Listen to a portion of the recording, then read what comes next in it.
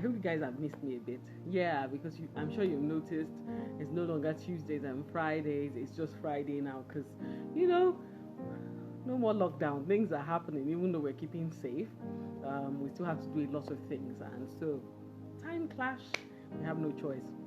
But definitely we'll keep inspiring. Hi, KFab. I say you thank you so much for joining. Welcome to Inspired by Others. Inspired by Others is a platform where we just bring people who are doing well in whatever field they've chosen, and just to hear their stories. Because I believe that every time someone shares their story, you can learn a thing or two. You can be encouraged because for some people they might be in a dark place and it looks like, oh my God, when am I going to get there? Believe me, almost everybody, maybe not everybody because I don't know everyone, but almost everybody goes through that. I've been through my own dry patch. I see you. Shola, I love that name. So almost everybody goes through their own dry patch, and you have to, keep being inspired and sustain, your faith or hope, and just make sure that you don't give up. Because who knows? Maybe it's when you give up that you were supposed to have made it. So you never can tell. That reminds me of a picture that I saw, I think, when I was younger, and that picture never left my mind. A very young guy, carrying like a digger and was digging rocks, like for diamonds. And by the time he got tired, he was already old. All of a sudden, he turned back and he left. And they showed us what was behind that wall. It was like precious stones, but one thin wall was the only thing separating him from that precious stone. But he had worked all his life, so he was tired. Believe me, someone else would just dig, just briefly, and get all the things the guy has been working for years. So hope is something that you can never lose. And that's why I like to just, share people's stories, have fun with their stories, and, take one or two things and be encouraged from there. Of course, I am Olaomi Heavens. I am an event veteran and a mediapreneur. So today we're praying that network will be fantastic. It will be good because I know that my guest is online. Hi, sis. I can see you. Guys, this oil thingy, fantastic. Especially for, skin like ours. So, basically, it's just, as I said earlier on, to inspire people. I see you waving back. To inspire people, because at the end of the day, you realize that if you lose hope or you feel like, oh, you can't do it, there's a possibility that you're never going to do it because you've given up on yourself. And it's just too early. You are being unfair to yourself by just giving up. Because when you hear the story of people, we are quick to mention, the people like Folorunsho Alakija. We are quick to mention every other person, the Tara Drotoye. We're quick to mention people. But a lot of times, when you listen to their story, you need to ask yourself that, what, have I gone through what these people are going through? And if they could have gone through all those things and still made it, that means what? You can make it. You can make it. So this platform is basically to just bring people doing whatever it is they're doing. It doesn't have to be entertainment. It can be entertainment. It can be business. It can be that they speak. They can be speakers. Whatever it is, just to bring them to make sure that they share their story, and then we stay inspired and just take one or two things from it. It's not all the time that you would get one or two things from everybody that comes, but believe me, there's always a truth about their story. There's always a connection, a human connection that just makes you think, what, either, okay, I'm not going to give up, or I am going to try some more and all that. And my guest is already here. She's Gbemisola Adebayo, the CEO of Haggai and Esther. And guys, it's not easy to have, a Nigerian, and this is a brand that you can't ignore when it comes to cosmetics. And I remember one time we were saying something about I think she pioneered when it comes to makeup hygiene and all. And imagine now, Corona season, we need it whether we like it or not. Hello. Hi, hello, Mumi. It's good to see you. Same here. I'm good. And you? I'm good, thank you. It's been years. How do we greet each other during a time like this? Wow. Should we say happy new normal, happy new way of life? I don't even know, because life just happens and then we have to roll with the punches. What can we do? I need to up your volume a bit. Okay. Can you hear me now? Yeah. I'm guessing I should use my earpiece. Okay, go on. Okay. So I was saying that, we roll with the punches and all. And I was just talking about what you pioneered that is now useful now that we have COVID. Oh, makeup hygiene. Exactly. So we're going to talk about that because I know even for those that will come live and those that will watch later on the page, they have to understand because now it's like, okay, what will we do? How will we make it happen? And you already started that even way before COVID came around. Yeah, Man, yeah. that is like an apostolic move. I know, I Groundbreaking. know, I know. Yeah. Okay, so I've already mentioned what you do, but I'm going to let you, as is my culture, introduce yourself the way you want to be introduced because I won't know everything about you. So go ahead and introduce yourself. Okay, first off, thank you once again for having me on your platform. I mean, it's like inviting someone into your home. I mean, you've got to be really, really special to the person to be invited into a home. So thank you for having me on your platform. How do I introduce myself? Okay, so my name is Gbemisola Adebayo. I'm a mom, I'm a wife, mom to 3 beautiful daughters, wife to a charming young man. And what else? I'm the MD CEO of Hega and Esther Cosmetics. Hega and Esther Cosmetics is a makeup line that has been set up with the African woman in mind. Not just African woman, but a woman that is particular about putting on something that suits her, putting on something that resonates with her style. A woman that is particular about quality, affordability, and accessibility. I say to people that in Hega and Esther, we don't sell beauty, we don't sell makeup. What we sell is hope. What we sell is an idea or an ideal, or okay, let's say an idea of who the perfect woman is, who the extraordinary woman is. So an extraordinary woman is a woman like yourself and I, is a woman that has dreams, a woman that has purpose, a woman that a woman.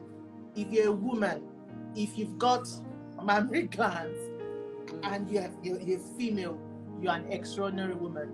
So we sell the possibility of how you can look to you.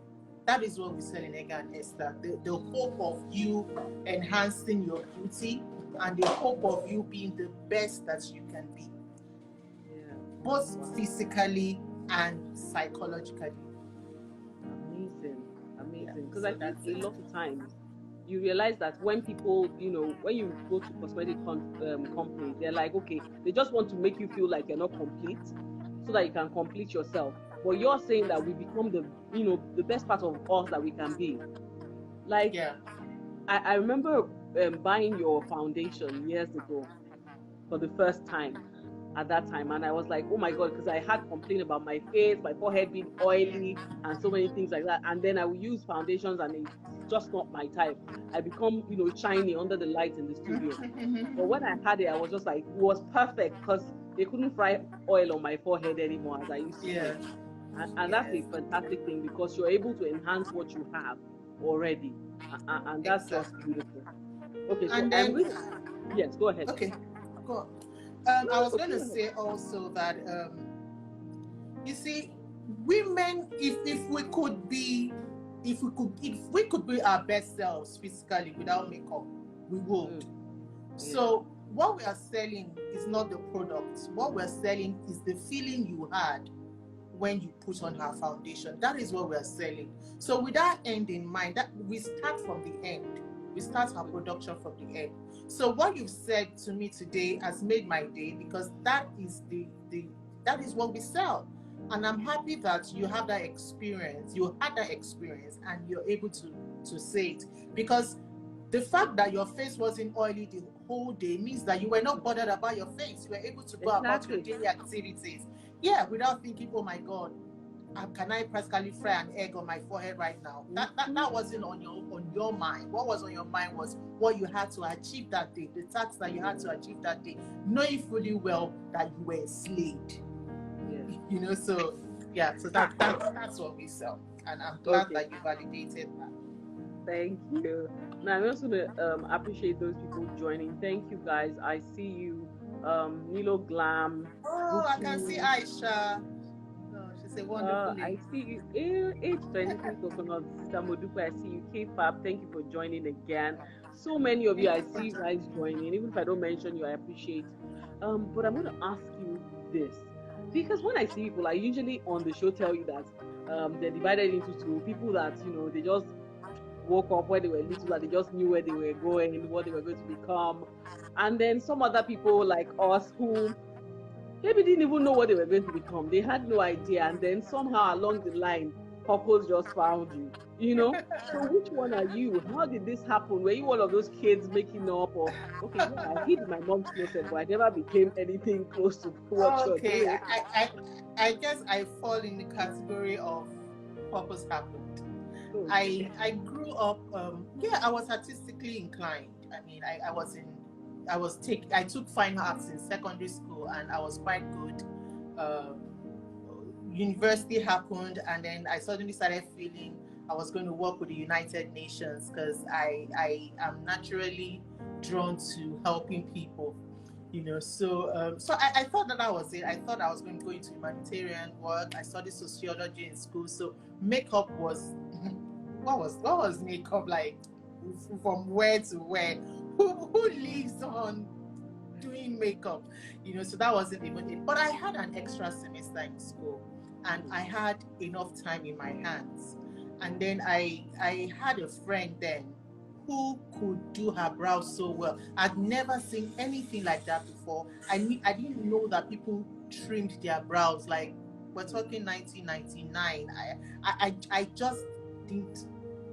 Who does that? Who touches their brows? So I saw her doing that, and she was quite good at it. And I asked her to do my brows, which she did. And then she kept doing it from time to time until she got tired of me coming and said, "You know what? Try this thing." So I tried it, and it was good. And I kept doing my makeup just for myself until, okay, yes, I kept doing my makeup, and then people noticed that my makeup was always on point, and they kept coming, "Oh, baby, do my brows, baby, do my brows," and I kept doing that until my roommates got tired of people flooding our room and said to me, "You know what, baby, you can actually be collecting 2020 naira. This one that you're always broke, on campus. Just collect." And then something happened, like, "Oh, okay, you mean I can actually make money from this?" So I think the seed was sown at that point. I didn't follow it up, but I think a seed was sown in my heart at that point that I could actually make a living on doing people's makeup. At that point in time, I think I called it cosmetology. So I left school, and work wasn't forthcoming, typical.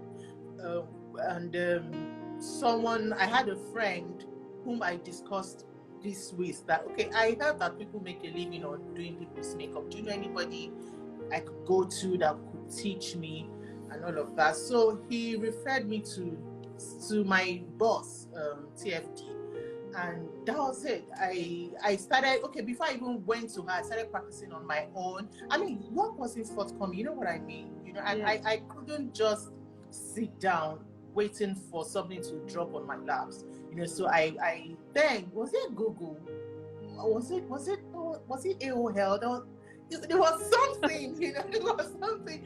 So I used to go online a lot, and then I have, or rather I had, she's late now, a sister who was a Mary Kay consultant. So she also helped me by giving me books. So I studied a lot, I researched a lot, and I started working with advertising companies as a photographic makeup artist. So that's basically how we started, until, you know how it is in advertising companies, your pay, your check could be delayed. So I wasn't getting income consistently. So that was when this person referred me to TFD, and then I went to TFD. I learned bridal makeup artistry, and then from there, one thing led to another. Here we are today. Hmm. Now you're saying it, the way you're saying it, it looks like, oh my God, it just happened, even though you went through a process. Oh my Like, God! If I you want, want me to break it down, it didn't just happen, darling. I want, we will get to it. But Oh this is the question my that, goodness. that came to my mind while you were talking. What was the reaction of people around you? Because this is not like 2010. This is not 2020 where your child says, Yeah. "Mommy, I think I'm going to be a drummer," and you're like, "Yeah, you can be. Yeah. Being a drummer is cool." I There was know. a time I that you had know. to be maybe like an accountant, a Um, lawyer, all those things. I So what was the know. reaction like? I mean, especially when you're a very Oh, your brilliant friend is kid. trying to say hello. Who? My husband is trying to pick. He's like, Oh, hey! Hi, Valentino. How you doing? It's been ages. Ages, how are you doing? I'm good. I'm good. Are you? Awesome, we're doing great. We're Um, doing great. we should hook "Hi." up Nice to sometime. see you. Yeah. We should Now, hook Let me up leave you guys sometime. with. now you can leave my interview. Bye. Please, 16. Thank you. Okay. Please go ahead. Yeah. So we're talking 2002 here after service. You have a brilliant daughter. I mean, I was good in school. The extra semester was just something that happened. So I was good in school, and and nobody in my family was into business. So you coming out to say you didn't want to work 9 to 5. I mean, I said it up front, like I did not want to do 9 to 5. I mean, I just did not want to do it. It wasn't like I couldn't, because I searched for, but I got tired of searching. Eventually, I even got a job with an insurance company. But when you just have a strong conviction that this is not what I want to do, this is what I want to do. So it wasn't easy. Long and short of it, that it wasn't easy to talk to my parents about it, and I don't blame them, because 2000, 2001 to 3,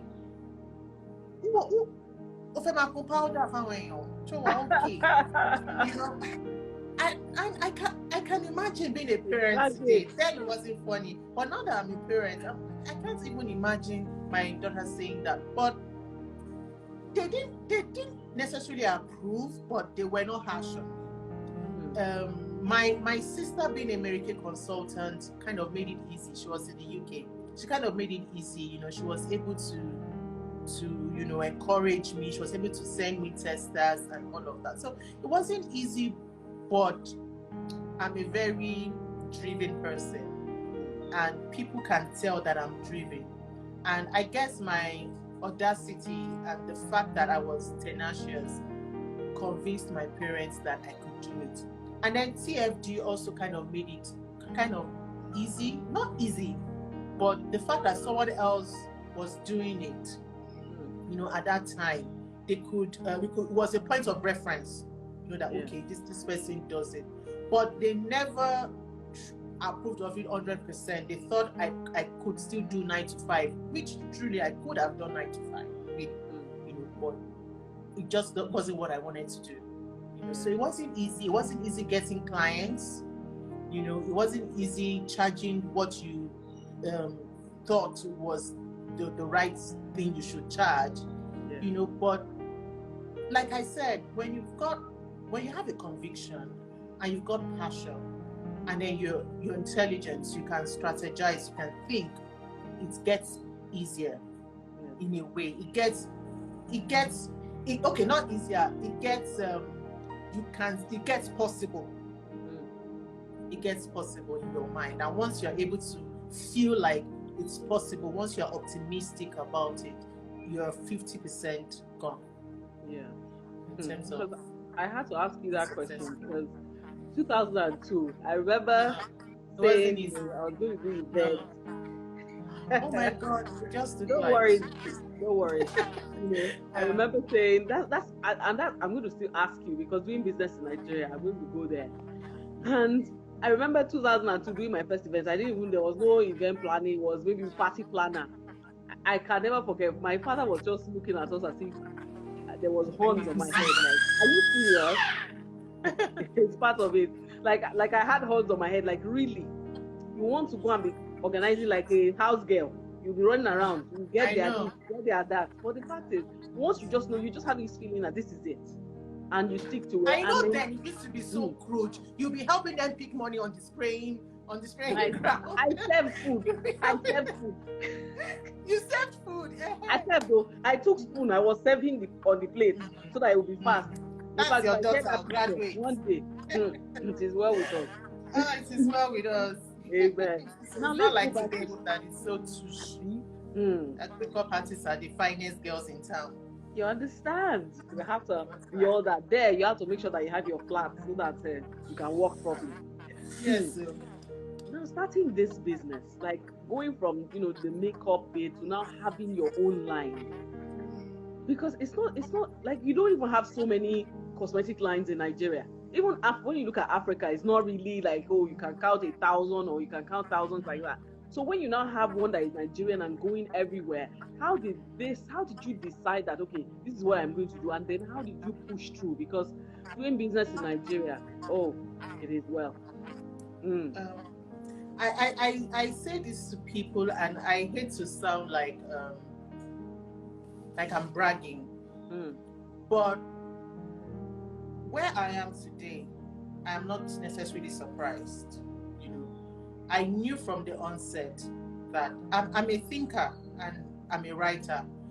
I had pictured 10, 15 years ahead of 2003.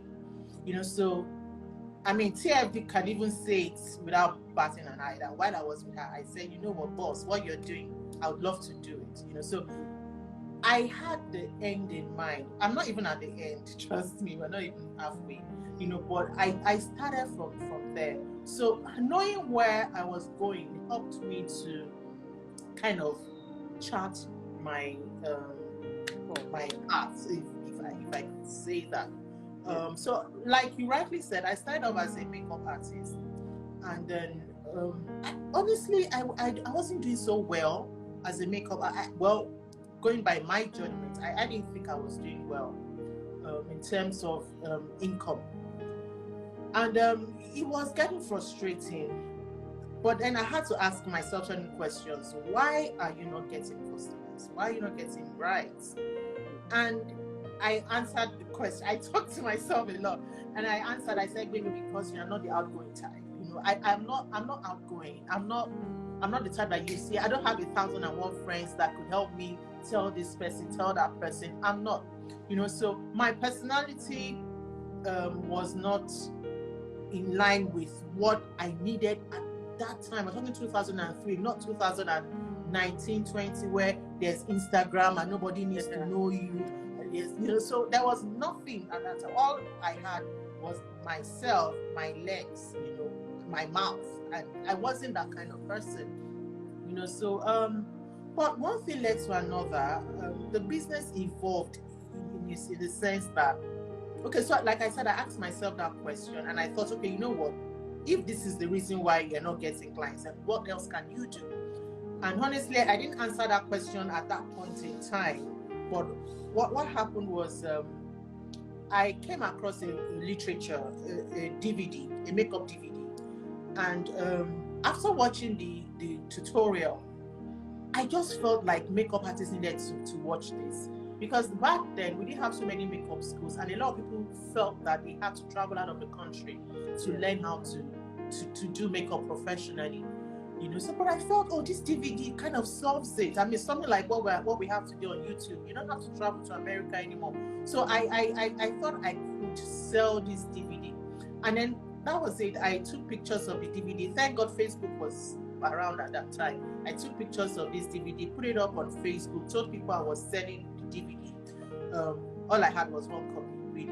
It wasn't like I had, all I had was my copy. But people started showing interest, and I said to people, if you can drop 50% of the money, give me 2 weeks, I'll get to the DVD. So basically, that was what happened. I used other people's money to start the business. So people deposited money. I went ahead. I had a friend who was a cabin crew of an airline. He helped me bring in the DVDs, which I got at a very discounted rate. That's another story for another day. So that was how we started. And then people started knowing me for makeup literature. I started selling books as well. And then people started asking, oh, don't you sell brushes? Oh, why don't you sell makeup cases? We need makeup cases. So I allowed the market to tell me what I needed to sell at that point in time. I didn't have the capital to go invest hundreds of thousands of naira in different things. So people would ask, and then people would give me money, and then I would supply. So that was how we started, to a point where I was now able to expand the business, go into many other tools and all of that. So moving into products, well, that was so okay. That was a personal experience. I traveled to the UK, and the makeup I was using in Nigeria that wouldn't last 8 hours lasted the whole day in the UK. I mean, it was perfect, it was flawless. And I was like, kilo shele, this same makeup that we use in Nigeria, and in 7, 8 hours, I'm looking for tissue to wipe off the buckets of oil on my face, But so I started researching, and I realized that a lot of foreign brands, which is just normal, a lot of foreign brands would release products that are compatible with their market. Yeah. So we're now talking humid, we're not talking humidity, we're talking Nigeria, we're talking the climate, we're talking our way of life, which is very stressful. We're talking people jumping from their houses to their cars, facing traffic, people entering buses, they are sweating, there's no AC in the car. We're talking stress. So I thought to myself, bingo, this is it. This I need to. I've discovered this need. I've discovered this problem. I want to address it. I want to challenge it. So that was how we started. That was basically how we started. Of course, at that time, I think that because going into face products, for example, foundation powder is quite expensive. So I started off with products that weren't as expensive. I started with the brow gel, which till today is still one of our cash cows. The brow gel, which is waterproof, which is oil smudge proof, which is compatible with oily skin types and all of that. So that was what gave me the breakthrough in product making. I've said so much. Let me give you some time to talk. Wow. In fact, I didn't want to say anything. Thank you guys. Okay, I think Cookie, Kemi, so many people joining. Favor, thank you. Kemi wants to know, how do you manage your business? Okay, could you be specific about that question? Because that is a very, very broad question. Very broad. So if you could just when she says, let me just say what comes to mind. How do I manage my business? I manage my business by having a very strong team. I'm not a sole proprietor. I have a team that works with me. Some work with me in the office, some are independent staff, contract staff. So I have a very solid team, and everybody, they all have their duties. I delegate a lot. So that is the primary thing, that I have a team that understands the vision, and I have a team that is driven. I have a team that is ready to follow through the process. So I have that, and I also have another team, which is a team of distributors who help me carry my products to the end user. So that's another. I call them, they are my family. They're part of the family. So I have that as well. So that is basically how I kind of manage the business, in terms of running the business. I needed to say that because it's not just me. I'll be dead by now if I was the only one doing it. So there's somebody managing logistics. There's somebody managing the studio. I'm managing research and product development. There's another person managing brand management. There's another person managing the techie part of the business. So we all come together with a common goal. This is what we want to achieve, and then delegate. You do that, and then we get it done. Now, I need to say, as a new business, when I started off, I was everything. Yes. Let me say that so that the person doesn't get intimidated. When I started a business, I was everything, which is a very beautiful thing, because that makes me knowledgeable in terms, at least to a very decent extent. The makeup artist cannot tell me something and I'm like, what does that mean? The IT person cannot tell me something and I'm wondering. The brand developer cannot tell me, because I did all of that. So when you're starting off a business, you might be jack of all trades. You might be the driver, the logistics. Oh, very well. I went as far as first start delivering products. So yes, I was all of that. But when you would know when it's time to get one person, you would know. The business will tell you, okay, Gbemio, is sure you notice that you can't sleep well again. Because the business will tell you what to do. And the person doesn't have to stay, you don't have to get a shop or an office where you're paying the person on a permanent basis. The person could be a contract staff. Like the technology person and in the business, it's a contract. I can't put a 90 person in my office. How? So that's basically how I manage it. That's serious. Thank you guys. I can see a lot of people joining. I can't even call your name, but yeah, I see the new doc in town. Hi guys, thank you for joining in. Yes, thank you. I want to ask about sacrifice, because I think for a lot of people, when they see someone doing well, maybe in one business or the other, they assume that, the person had one huge capital and the person just got there, and the person just made it, and they didn't have any of those sleepless nights that they are having. They just assume, and then they feel like, okay, so you got everything, and then they probably see you in a huge car or in a big office, and they see your brand everywhere in Abuja, in Lagos, in different places, and assume that, this is how it just happens overnight. But I know that there's a process to it. What are those, some of those sacrifices that you had to make just to make sure that your dreams came to pass? Another reason why my parents weren't entirely supportive was because they were both retired. So they didn't have. Okay, my mom had a shop. I'm going to call it a shop. I can't call it a supermarket because it was just one tiny shop selling biscuits and sweets and all of that.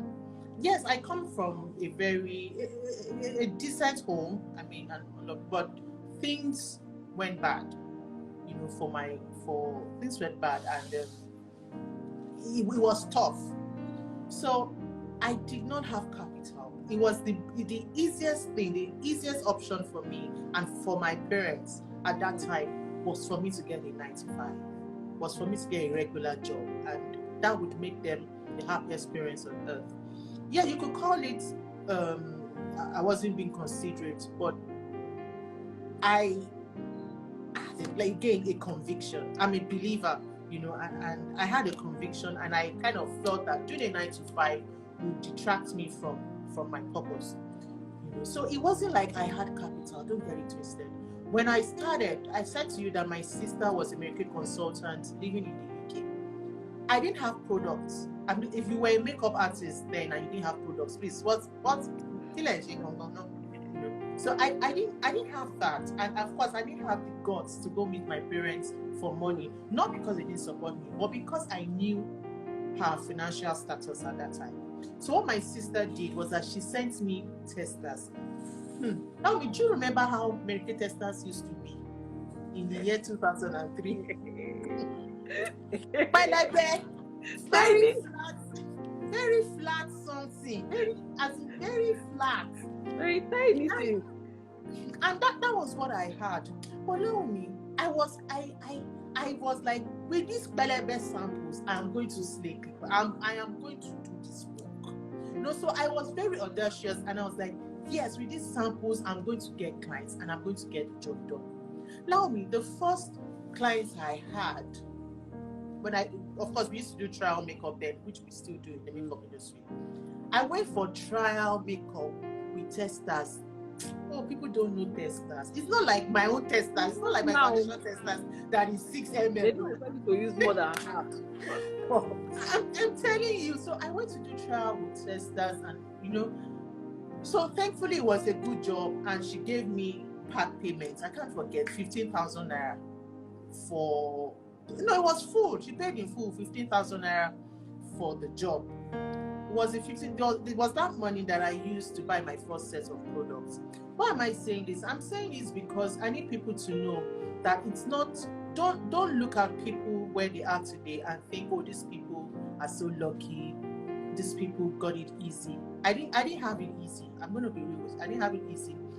There were times where for months I wouldn't have money, but because I was very sure of what I was doing, I didn't stop thinking. I didn't stop strategizing. I didn't stop planning. Okay, what else can I do? What else can I do?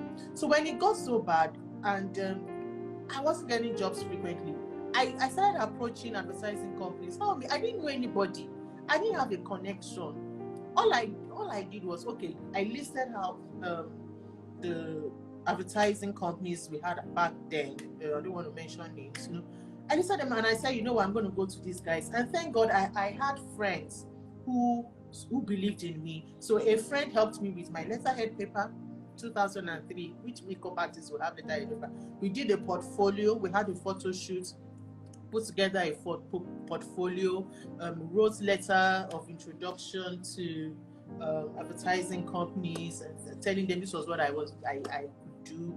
They were like, oh, we have our makeup artist working with us already. I was like, okay, fine, but still can you just see me? Let's just have a meeting, you know. And I went there, but I went in a very different way. I didn't go in a shabby way. I dressed very well. I borrowed my mom's car. You know, I looked like kilo day makeup, makeup. Not like, what are you? I'm sorry for speaking Yoruba all the time. That's brand new. You know, so I looked different. Like, isn't this an overkill? So that was interesting. That was interesting for them. Like, you know what? There's come and do, shall do. No, and I did it. They liked it. So that was how I started working with advertising companies, and then money started coming in trickles. You know, so it was a journey. It was a very tedious journey. I mean, I had people say to me that, oh, I'm not getting just because, you know what, I'm not outgoing. Yeah, true. I'm not, you know, I'm not sharp. You know, back then, a lot of people compromise when it comes to getting jobs. You know?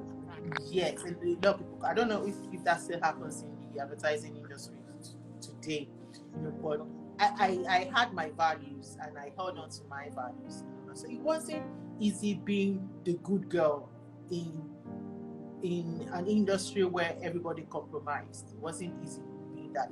It took a longer period to break through. Yeah. It's easier, it's faster when you join the bandwagon and do what everybody's doing. But when you say to yourself that, no, I'm not going to compromise on my ethics and my values, I'm going to remain, my head is going to remain on my shoulders. You know? So that delayed me. So it seemed. But I look at myself today, and almost every makeup artist then. Okay, I'm not gonna say. You know, I am standing. This is 2020. I'm standing, and I'm relevant, and I'm fulfilling purpose. I'm a blessing to myself, to the industry. That's all I'm going to say. Wow, that's beautiful. I really do hope that in a way that it changed. I believe that things change, especially in the advertising industry. Because even all this time that you were talking about, I remember thinking, oh my God, so how does a girl survive? Like a legal way of survival. I was like, advertising, you know, I used to do all those calendar, some offers. Did you witness any form of assault? Did you know people that... I was also nice. I only smiled for the camera. Beyond that, I remember, in fact, you are taking me back to something. I remember someone saying, oh my God, your tummy is so flat. Lift up your blouse. Let me see. I was like, excuse me? Like, excuse me? He was like, no, lift up. I want to see your tummy. I'm like, is that part of the audition? Do you know funny? I thought I wasn't going to get that job. But I got it. The guy was like, you're so bold. I'm like, but it's my tummy. As in, this doesn't make sense. My sister, things happen. People have to know. Yeah, people have to know that you're still going to make it. Because you don't want to look back and feel like, oh my God, I compromised like that and I would still have gotten here. And there was no social media. You couldn't drag anybody. My sister, you couldn't. They will not tell you to wear one bikini. I won't mention the brand. It's a wear bikini. And you know your pocket money is 500 naira at that time. And then they're offering you 90K. Ooh. My sister, I looked at it, I was like, you know, I thought to myself, Laomi, what if in future you become like the commissioner for education? What are you going to say? Or your parents just descend at the shoot like this. Literally, my father will have a stroke. So I was like, don't worry, thank you. I will manage what I have. No. I mean, not trying to paint anybody bad or not trying to say the people that did that. You know, I'm not going to judge anyone, but I'm just saying personally, I had my values and I wasn't going to compromise. Yeah, it's tough, but then you still have to just, even if you have to hold on by your teeth, just try. You don't, Yeah, don't just give up try. hope. Just Now, try. your brand is everywhere. You mentioned that, if they mention brands today, you're going to mention you. When was that time, if you can remember, that, Haggai and Esther became a household name? Was there any time you just sat back and was like, you know what, and that's my brand, and they're mentioning it, and it's like, okay, it's just like a normal, it's just like saying, okay, you want to watch CNN, you want to watch channels, and then your name or you started that brand. How did you feel just knowing that it's now a household name? Oh my God. I'm gonna say the first time was I think Big Brother of 2 years ago. 2 years ago, when the brand was being discussed in the house. It was one of the female housemates that was talking about it. I wasn't even watching. My phone messages just started coming in. Maybe because I don't watch Big Brother. Not because it's bad, but I just don't watch it. You know, people just had, my phone just went berserk with messages. Like, baby, they're talking about your brand on Big Brother. Big Brother, this person is talking about your brand. And I missed it anyway. But for me, it was like, oh, it was very what's the word? What's the right word? It was a good feeling. It was a good feeling, and it was humbling as well. Especially when the housemates, left the house and we continued the conversation, because I just wanted to know if she was saying it for the hype or the TV. And I'm saying, yeah, I use your product. So for me, that was a good feeling. Like, okay, baby, you have started. You have not arrived though, but you have started. So that was for me a very humbling and satisfying experience. That's really nice. Hi guys, I just want to acknowledge so many. Oh, heaven sent, so close to my name. Nice. Thank you for joining, everyone. So many people joining in between. Thank you guys for joining in. I'm gonna ask, in terms of, I'm going to ask, has there been any time, even though you just knew that, okay, you were resolute, this is the way, I feel like this is purpose for me and I have to, achieve it and stick with it. Was there any time, for any reason whatsoever, that you felt like, oh my God, can I go on? Am I sure this is it? And then how did you sustain it? How did you ensure that you didn't fall off? Time. I even had a recent one. Look, don't get it.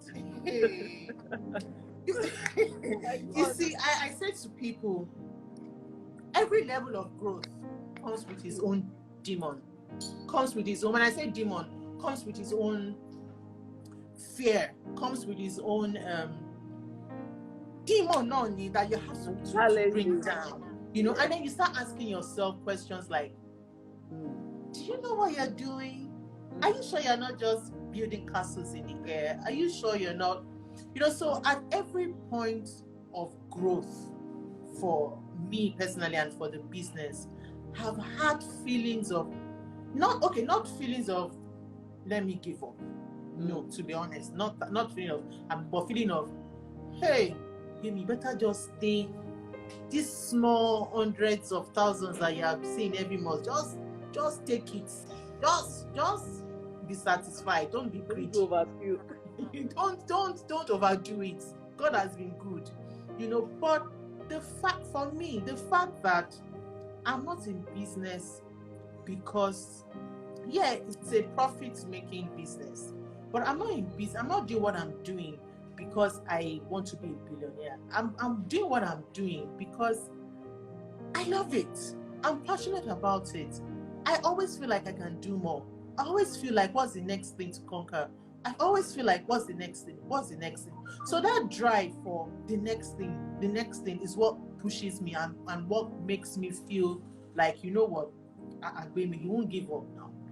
If you give up, that means you won't do this next thing. If you give, that means, so that drives me. So Yes, a lot. I always feel it, and I'm saying that truthfully. I always feel like, ha, Gbemi, oh, don't do this. So, Gbemi, are you sure you can do this? Are you sure you can do that? But I speak back to myself. I speak back to this. It's a conversation I have with the other me that, Gbemi, why can't you do it? But what really is the reason why you can't do it? Is it that it's impossible? Is it that you don't have what it takes? And each time I just realize that it is fear. It's just fear of the unknown. And I cannot allow fear of the unknown to stop me. There's one thing I fear the most in this life, and it is regret. I fear regret too. I want to be on my dying bed and feel like, yes, I emptied myself. I don't like regret. So I'd rather do something and fail than not do it and feel like, oh, I should have done that thing. So that is what drives me. Like I said, yes, I have times where I feel like giving up, especially when I just started.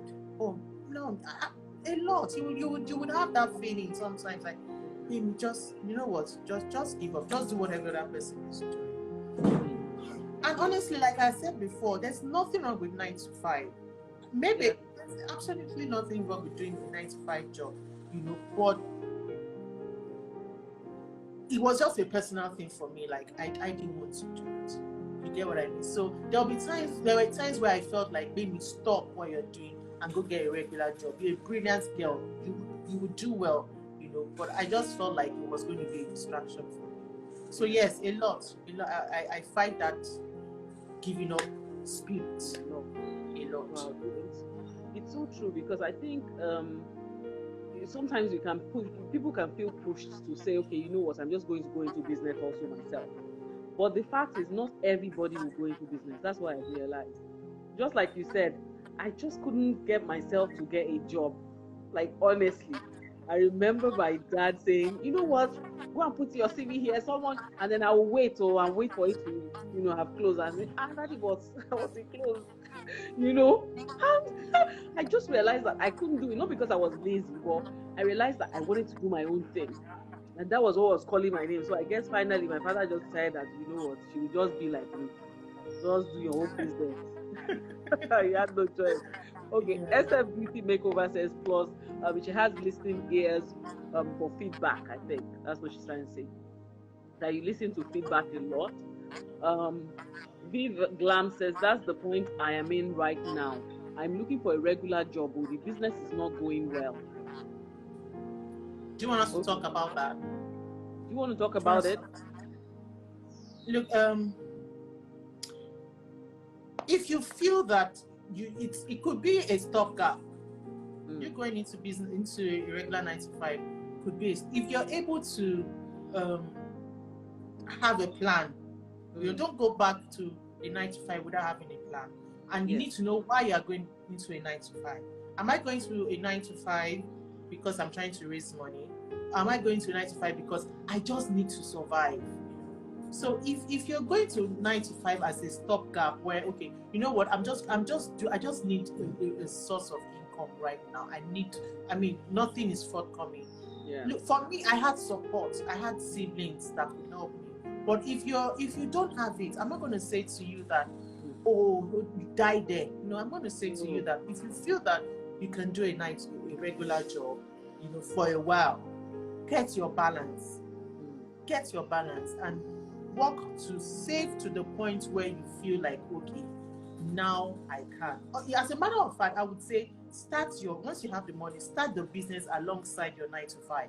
Yeah. You would know when it's time to leave that 9 to 5. Definitely. You would know. So, but then at the end of the day, it's a personal conviction. It's a personal thing. Yeah, true. Now I know that beyond just having cosmetics company, you're also big on empowerment. And I noticed that for people who are going to go far, they are like that. They're selfless people. You just want to, not just you making money, but ensuring that other women are also making money through your brand.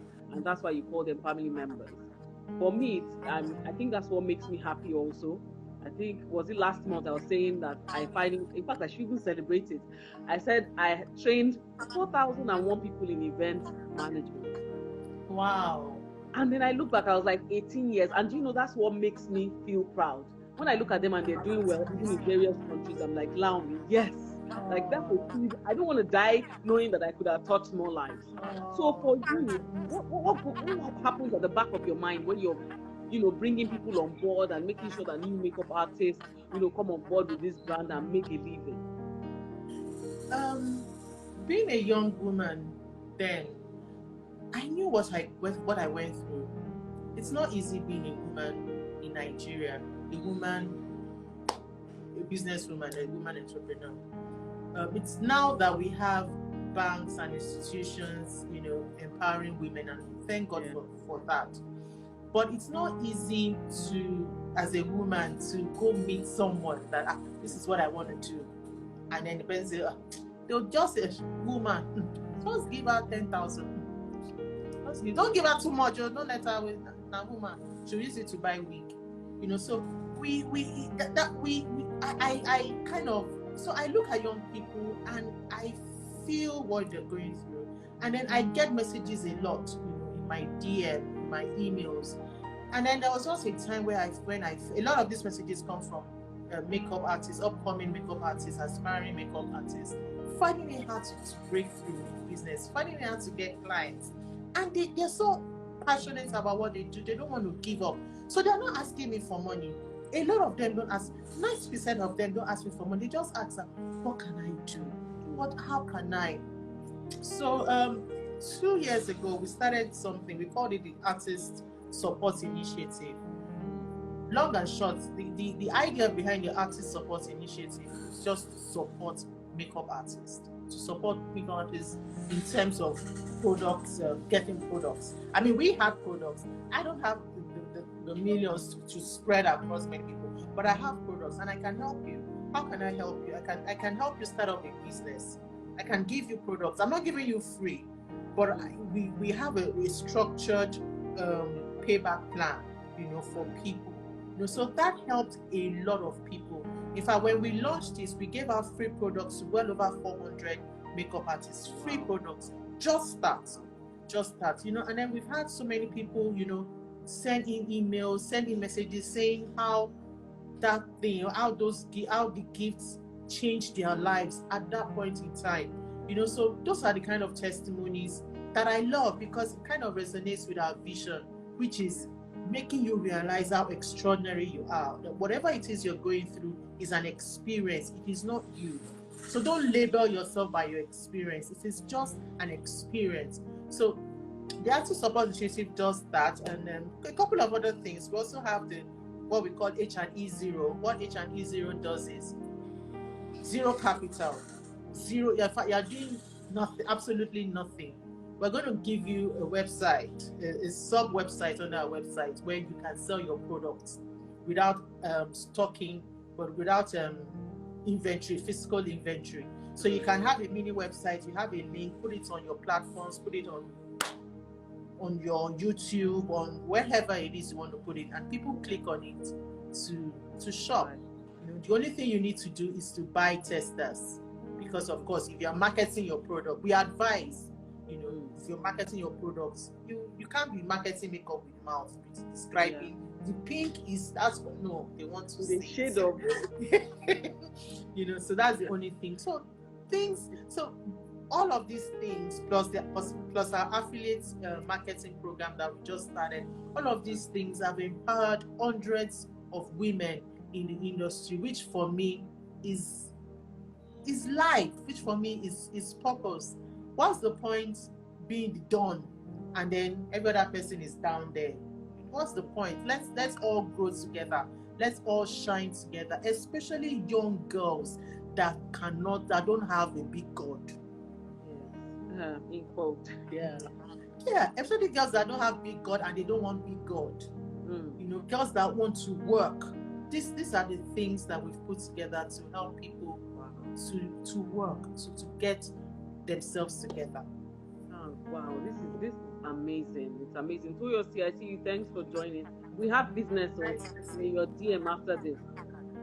I mean, I just have to say thank you because I think a lot of people, and I would, in fact, I think I should even tag other makeup artists once it's done and saved because they need to know what's going on. And guys, because I know that before we know it, it's almost 1 hour, they're going to yank us off. But I've had fun already, and this It's is okay. How many inspiring. minutes have we done already? We have like 4 minutes left, so we don't have Wow. time, and they will yank. We will yank us. Already. You know that 1 hour is gone just like Like, that. when did this start?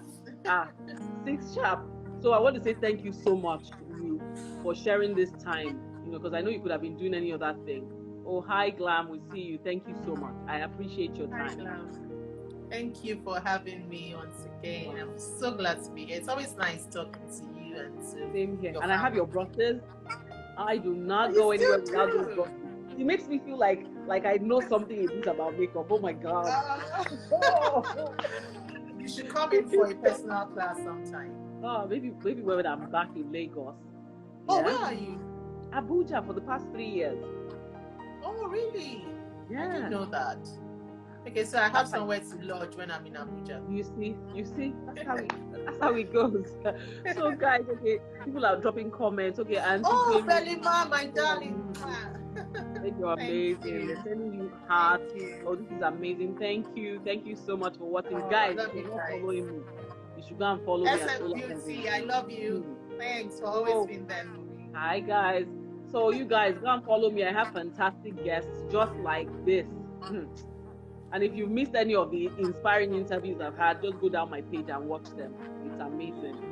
So thank you so much again, sis. I will look forward to Bye. seeing you someday soon, God willing. God willing. Love you. Love you too. Yeah. Bye. Bye.